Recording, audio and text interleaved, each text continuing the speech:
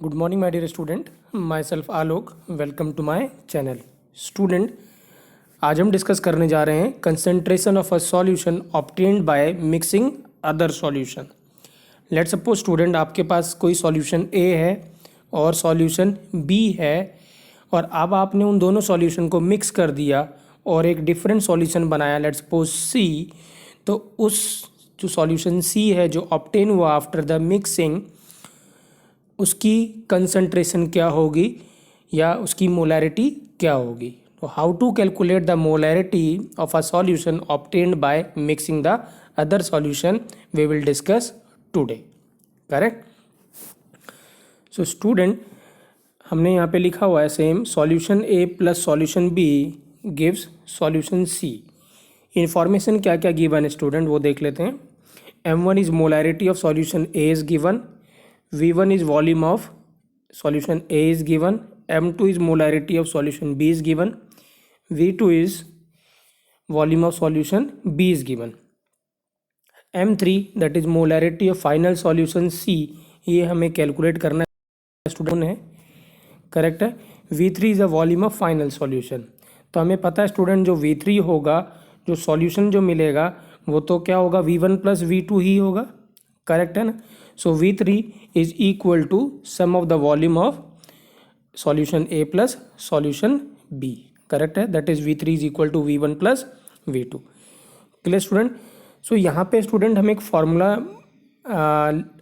फार्मूले के हेल्प से हम कैलकुलेट करेंगे concentration of a solution obtained by mixing.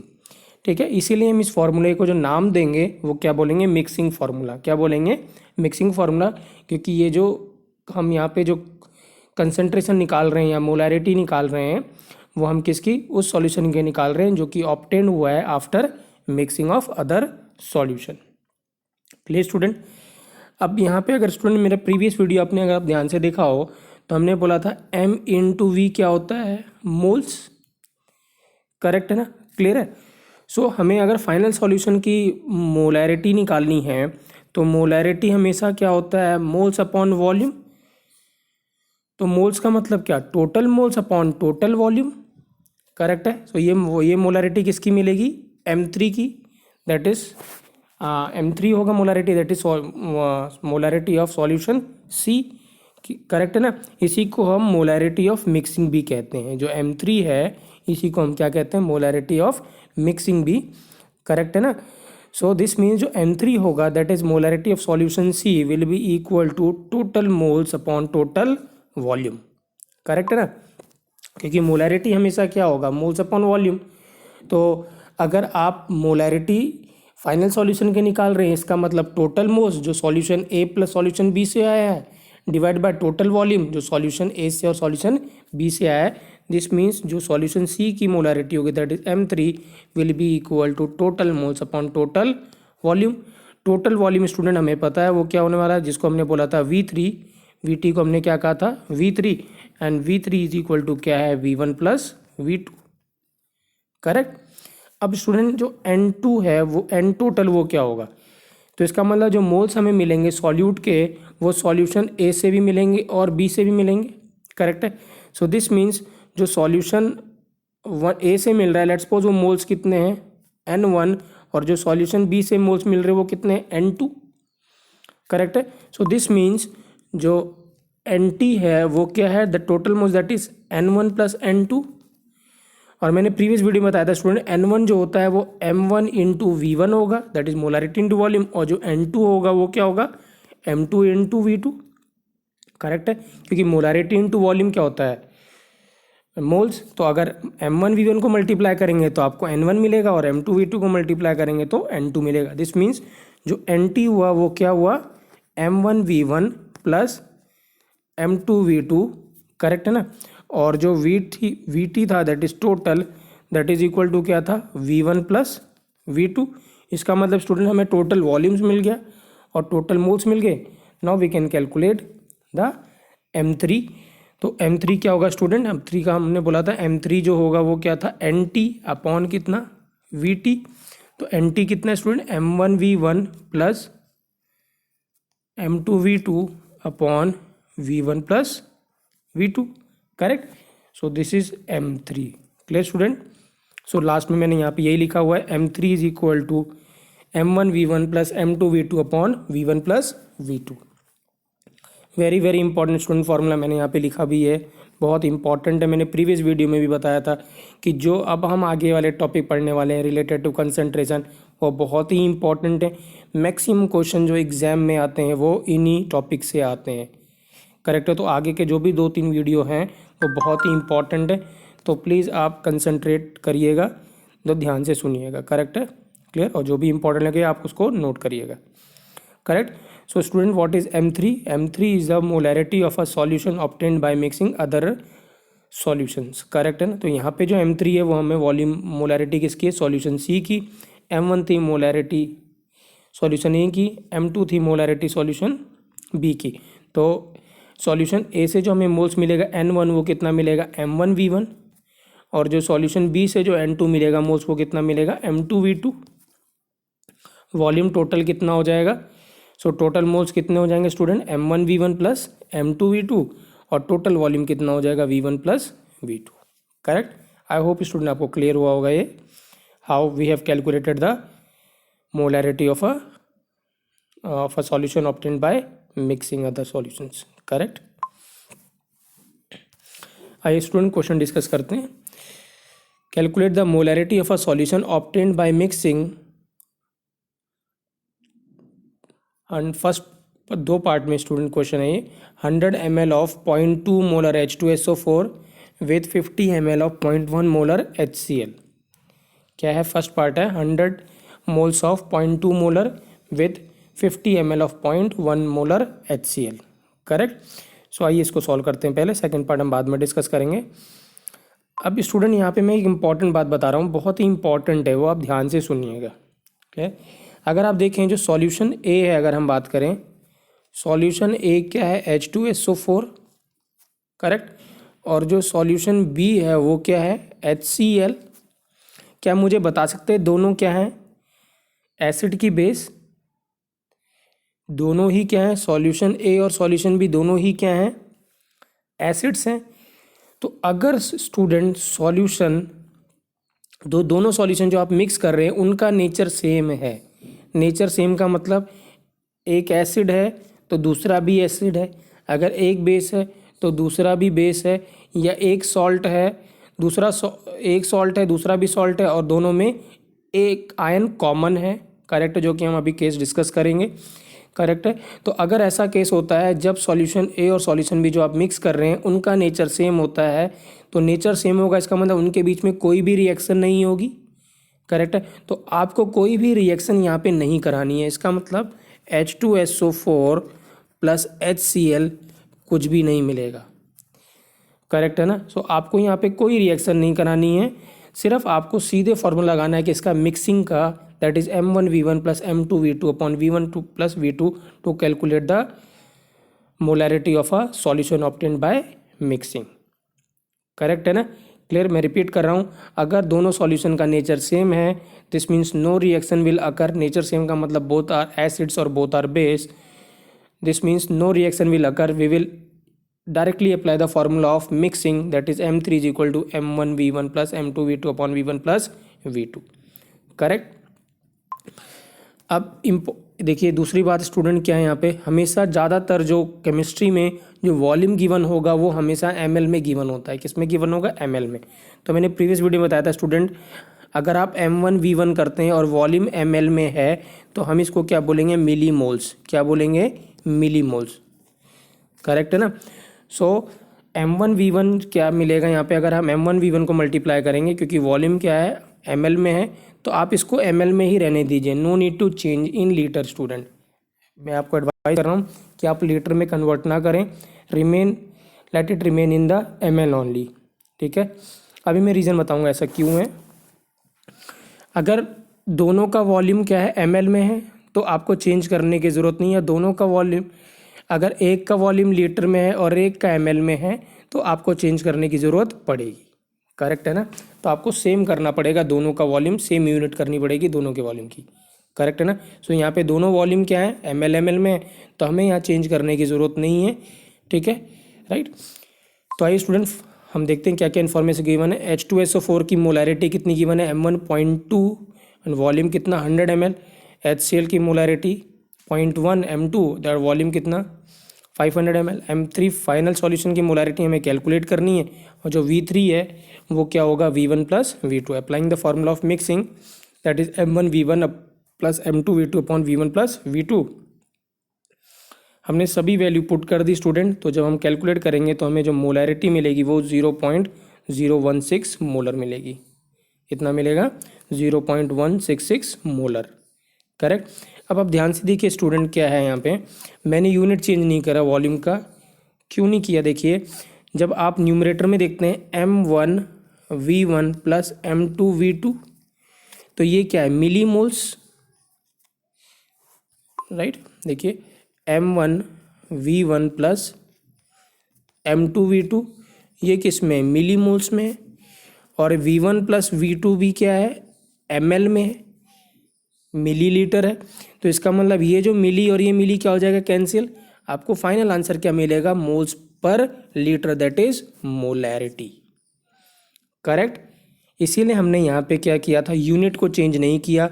अगर दोनों सॉल्यूशन का वॉल्यूम ml में है तो आप ml में ही रहने दीजिए, कैलकुलेशन कर लीजिए, फाइनल आंसर आपको मोलैरिटी में ही मिलेगा। करेक्ट है ना, क्लियर है।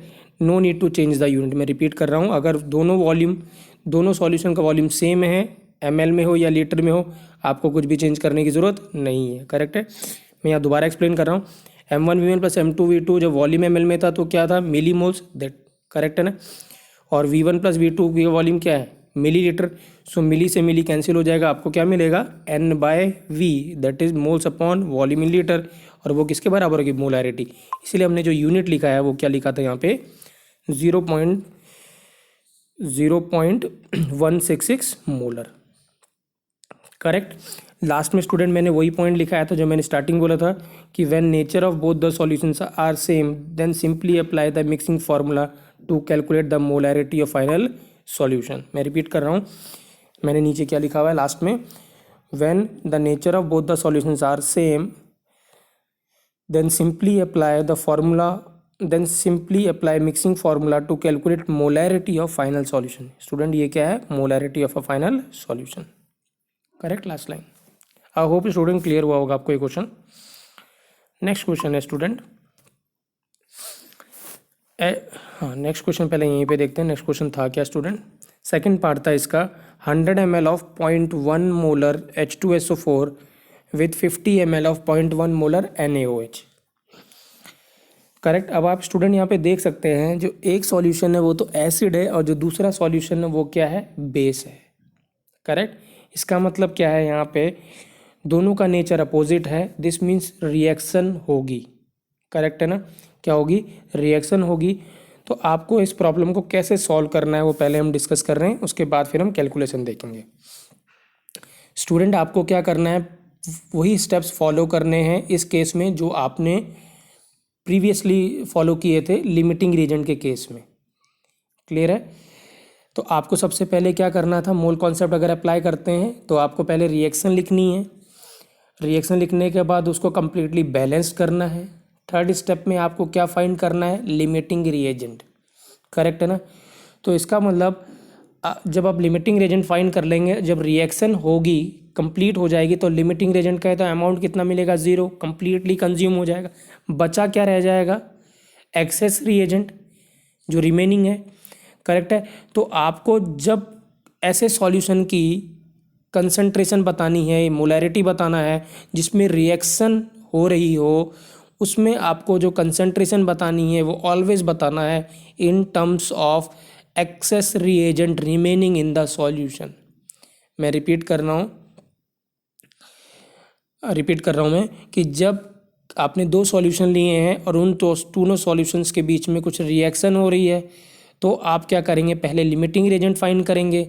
लिमिटिंग रिएजेंट की हेल्प से आप ये पता लगाएंगे कितना एक्सेस रिएजेंट बचा हुआ है सॉल्यूशन के अंदर, और आप कंसंट्रेशन जो फाइनल सॉल्यूशन की बताएंगे वो ऑलवेज बताएंगे in terms of excess reagent remaining in the solution. Correct, clear, right. So आइए स्टूडेंट सॉल्व करते हैं क्वेश्चन को। H2SO4 plus NaOH। मैंने यहाँ पे भी लिखा here the nature of both the solutions are different, right, that is one is acid and other is one is base. यहाँ पे आप प्लीज़ डिफरेंट लिख दीजिएगा, मैंने मिस कर दिया है, ठीक है। तो the here the nature of both the solutions are different, right it different, one is acid other one is base, therefore the reaction will occur between acid and base, correct. अब मैंने student जो मैंने वहाँ पे बात बोली थी कि जब रिएक्शन होगी तो आपको हमेशा पहले एक्सेस लिमिटिंग रेजेंट निकालना है। लिमिटिंग रेजेंट से आप कैलकुलेट करेंगे कितना एक्सेस रेजेंट बचा हुआ है, और जो कंसंट्रेशन बताएंगे वो ऑलवेज बताएंगे with respect to excess reagent remaining in the solution, correct. So मैंने यहाँ पे लिखा है the concentration is given in terms of remaining reagent, that is excess reagent remains left unreacted. Please student मैं ये लाइन रिपीट कर रहा हूँ क्योंकि यहाँ पे कुछ क्लियर नहीं है। Concentration is given in terms of remaining reagent, जो बचा हुआ है, that is access reagent remains left unreacted. ये क्या है? अनरिएक्टेड, करेक्ट है ना। मैं रिपीट कर रहा हूँ सेंटेंस सो दैट आप आराम से लिख सकें। Concentration is given in terms of remaining reagent, that is excess reagent remains left unreacted. So if the concentration of a solution is obtained on mixing is asked, so if concentration of a solution obtained on mixing is asked in which the reaction occurs, then you have to answer in terms of excess reagent remains unreacted after the completion of reaction, after the completion of reaction। तो मैं last paragraph पढ़ रहा हूँ। So if the concentration of solution obtained on mixing is asked in which reaction occurs, then you have to answer in terms of excess reagent remains unreacted after the completion of reaction, correct. जो मैंने बोला था student वही बोल रहा हूँ मैं कि आप क्या करेंगे, हमेशा कंसंट्रेशन जो गिवन बतानी है आपको सॉल्यूशन की, जहाँ पे रिएक्शन हो रही है वो बताना है कितना एक्सेस रिएजेंट सॉल्यूशन के अंदर बचा हुआ है। तो आइए स्टूडेंट क्वेश्चन करते हैं। H2SO4 plus NaOH gives Na2SO4 plus H2। हमने रिएक्शन लिख दी, अनबैलेंस्ड है, फिर हमने बैलेंस कर दिया student. H2SO4 plus 2 NaOH gives Na2SO4 plus 2H2O। अब स्टूडेंट दोनों के मोल्स गिवन है, दैट इज M1V1 और M2V2। ये मोल्स क्या है, वॉल्यूम किस में एमएल में, तो ये किस में, मिली मोल्स में, दोनों ही मिली मोल्स में। No need to change it in moles, remain it, let remains in millimoles only. So क्या है स्टूडेंट, अब हम क्या करते थे, जब हमें लिमिटिंग रीजन निकालना था तो जो मोल्स गिवन होते थे उसको हम स्टाइकोमेट्रिक कोफिशिएंट से डिवाइड करते थे। सो M1V1 को डिवाइड करें किससे, 1 से, M2V2 को डिवाइड करें किससे, 2 से, इसके कोफिशिएंट से। यहाँ कोई कोफिशिएंट नहीं तो कितना, 1। सो दिस मीन्स ये कितना आएगा जब कैलकुलेट करेंगे 10, और ये कितना आएगा 2.5। तो कौन सी वैल्यू छोटी है, NaOH की ये वैल्यू छोटी है, 2.5 स्मॉलर देन कितना, that is 10, the value of H2SO4। This means NaOH is limiting reagent and H2SO4 is an access reagent, correct है ना। H2SO4 क्या है, एक्सेस रिएजेंट है। इसका मतलब अब आप क्या करेंगे, पहले ये पता लगाएंगे, ये तो कम्प्लीटली कंज्यूम हो चुका होगा, कंज्यूम हो जाएगा, NaOH तो 0 मिलेगा, और कुछ क्या होगा इसके साथ H2SO4 भी रिएक्ट कर जाएगा Na2SO4 बनाने में, करेक्ट है। तो जो रिमेनिंग होगा H2SO4 उसके टर्म्स में हम कंसेंट्रेशन बताएंगे इस सॉल्यूशन की, करेक्ट है ना। So the concentration is given in terms of H2SO4 which will remain unreacted after the reaction. So student अब हम क्या करेंगे, अब हम वही मेकिंग द मोल्स इक्वल कर देंगे। तो अब क्या लिख रहे हैं, millimoles of H2SO4 upon 1, that is millimoles of NaOH upon 2, right. लिखिएगा प्लीज़, मैं दोबारा बोल रहा हूँ, millimoles of H2SO4 upon 1, millimoles of NaOH upon 2। So this means millimoles of H2SO4 कितना आएगा, solve करेंगे 2.5। सो मिली moles total कितने थे H2SO4 के, 10, तो 10 माइनस 2.5 कितने, 7.5। तो 7.5 millimoles of H2SO4 are remaining in the solution, मतलब remains unreacted. So the millimoles of millimoles of H2SO4 unreacted is 10 minus 2.5 that is 7.5। इसका मतलब स्टूडेंट हमें मोलैरिटी निकालना है तो हमें मिलीमोल्स मिल गए कितने H2SO4 के, कितने 7.5, तो ये मिलीमोल्स हैं। तो आपको नीचे वॉल्यूम भी किस में रखना पड़ेगा, ml में। सो टोटल वॉल्यूम आपको कितना मिला था वो तो सेम ही रहेगा, दैट इज 100 प्लस कितना स्टूडेंट 50। सो आंसर कितना मिलेगा स्टूडेंट 0.05 मोलर, कितना आएगा 0.05 molar. So the molarity of a solution is 0.05 molar, correct है। सो यहाँ पे हम जो ने मोलरिटी बताया सॉल्यूशन का वो इन टर्म्स बताया कि H2SO4 कितना रिमेनिंग है after the completion of reaction that is which is untreated, उसके टर्म्स में बताया। क्लियर। नेक्स्ट क्वेश्चन है student, the available solutions are 1 liter of 0.1 mole NaCl and 2 liter 0.2 molar CaCl2. Calculate the molarity of Cl minus ion in the solution. अब student यहाँ पे क्या है, आपको मोलैरिटी सॉल्यूशन की नहीं पूछा है, वो है मोलैरिटी एक आयंस की पूछा हुआ है, किसकी, क्लोराइड आयन की। ठीक है, तो आइए देखते हैं, पहले कैलकुलेट करते हैं स्टूडेंट क्या होगा। फॉर्मूला अभी भी स्टूडेंट मिक्सिंग का ही लगेगा क्योंकि हमें सॉल्यूशन जो हम मिल रहा है फाइनल वो किससे, मिक्सिंग के बाद मिल रहा है। तो हमें पास दोनों सॉल्ट हैं, एक है NaCl, दूसरा क्या है CaCl2। मैंने स्टूडेंट पहले बताया था अगर नेचर सेम होगा तो रिएक्शन नहीं होगी। जब मैंने प्रीवियसली बताया था कि अगर दो सॉल्ट होते हैं और उनमें आयन कॉमन होगा तो रिएक्शन नहीं होती है मैक्सिमम केसेस में। सो यहाँ देखिए NaCl और CaCl2 है, क्या आपको लगता है कोई रिएक्शन होगी? नहीं, कोई रिएक्शन नहीं होने वाली क्योंकि दोनों में क्लोराइड आयन क्या है, कॉमन है। तो ऐसे केसेस में रिएक्शन नहीं होती है, करेक्ट है ना। सो दिस मीन यहाँ पे कोई रिएक्शन नहीं होगी, will simply apply the formula of mixing, correct. So मैंने यहाँ पे वही लिखा NaCl plus CaCl2 gives final solution, no reaction will occur, we will simply use the mixing formula, correct।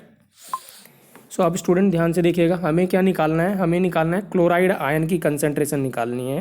तो हम क्लोराइड